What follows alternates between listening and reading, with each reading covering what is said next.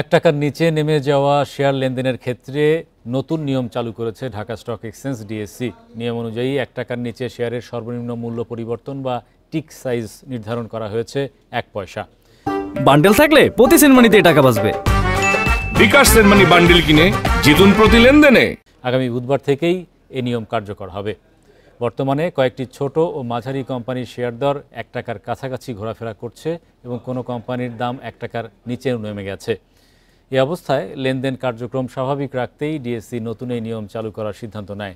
২৬ October এক চিঠির মাধ্যমে নিয়ন্ত্রক সংস্থা বিএসইসিকে এমন সিদ্ধান্তের কথা জানিয়েছে ডিএসসি। এতে জানানো হয়, পুরনো ১০ পয়সা টিক সাইজের কারণে এই শেয়ার সার্কিট ব্রেকারের সীমায় আটকে ছিল, ফলে বাজারে স্বাভাবিকভাবে দরপতন বা উত্থান সম্ভব হচ্ছিল না। এই পরিস্থিতি মোকাবিলায় ডিএসসি নতুন এই নিয়ম কার্যকর করতে যাচ্ছে।